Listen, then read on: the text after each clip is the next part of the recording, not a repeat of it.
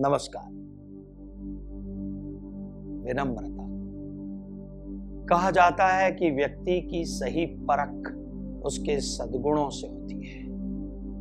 व्यक्ति के बात करने का तरीका, दूसरों से वो किस तरह पेश आ रहा है, वो समय पर अपना काम करता है या नहीं, और टीम के साथ उसका व्यवहार, और ऐसी कई सारी बातें व्यक्ति को परिपूर्ण बनाती हैं। लेकिन एक ऐसा गुण है जो इन सारे गुणों पर अमल करने के लिए बहुत बहुत जरूरी होता है, और वो गुण है विनम्रता।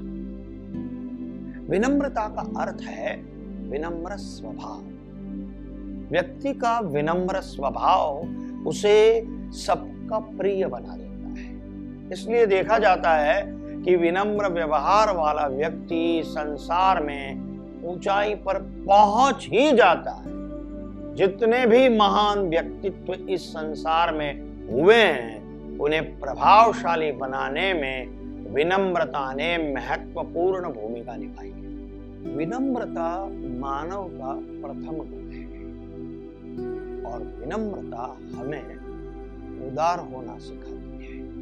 कठोर से कठोर वस्तु को काटने वाली तलवार भी रुई के ढेर को काट नहीं पाती। इसका मतलब है कि कोई भी काम करवाने के लिए कठोरता की जगह अगर विनम्रता का उपयोग करें तो वो आसानी से हो सकता है। विनम्र व्यवहार और मन की कोमलता किसी भी हथियार से अधिक शक्तिशाली होती है। कृष्णवाणी में कहा गया है कि कभी कभी लोग विनम्रता को व्यक्ति की लाचारी या कमजोरी समझते हैं। लोग उन्हें काबिल नहीं समझते, लेकिन विनम्र लोग इन अनुभवों को भी विनम्रता से ही सुलझाते हैं। हमारे सारे धर्म ग्रंथों का मूल मंत्र यही है, जो विनम्रता से झुकते हैं वही ऊपर उठते हैं। देखिए, संत तुकाराम जी ने भी कहा है कि जैसे महापूर आता है, बाढ़ आती है ना, तो जो शैवाल होता है या जो छोटी वनस्पति होती है ना पानी में, वो झुक जाती है। सारी खत्म हो जाने के बाद भी वो टिकी रहती है, लेकिन जो खड़े पेड़ होते हैं, बड़े बड़े कड़क, वो बाढ़ में उखाड़ फेंक दिए जाते हैं। विनम्रता भारत की संस्कृति से ही जुड़ी हुई है। भारत के इतिहास में विनम्रता के कई उदाहरण मिलते हैं।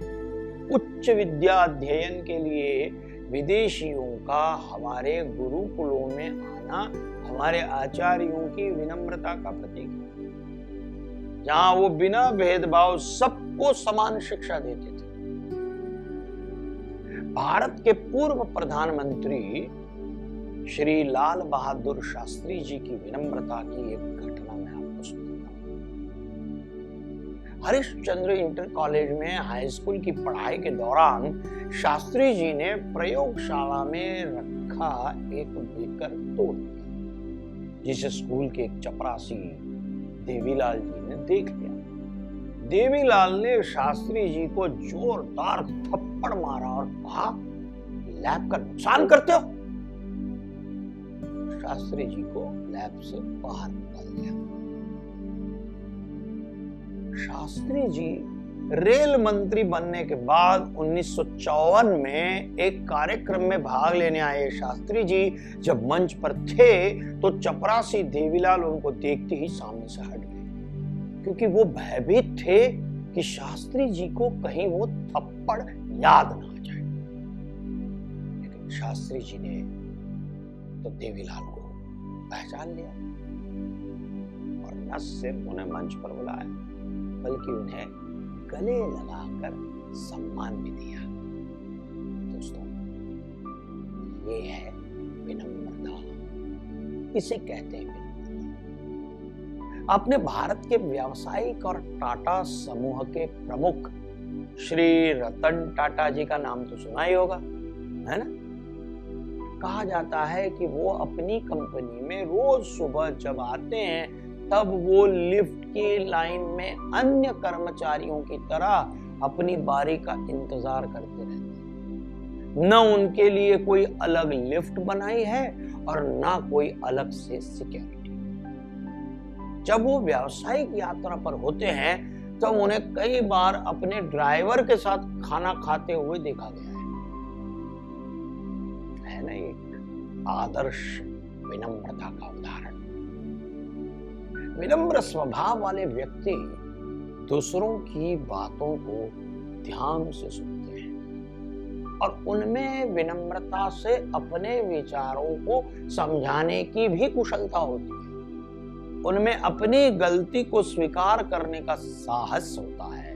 ऐसा व्यक्ति सबका विश्वास आसानी से अर्जित कर लेता है और इस विनम्रता की वजह से सभी लोग उसे सम्मान की दृष्टि से भी देखने लगते हैं। विनम्र स्वभाव वाले व्यक्ति को सफलता, समृद्धि और यश जीवन में आसानी से प्राप्त हो जाते हैं। इसीलिए अपनी गलती को मानना, सत्य को स्वीकार करना, जरूरत हो तो थैंक यू, प्लीज, बहुत बहुत धन्यवाद, आभार, ये सारी दूसरों की भावनाओं को समझना, ये सारी बातें व्यक्ति का विनम्र स्वभाव दर्शाती है। इसलिए मैं तो यही कहूंगा, झुकता वही है जिसमें जान होती है,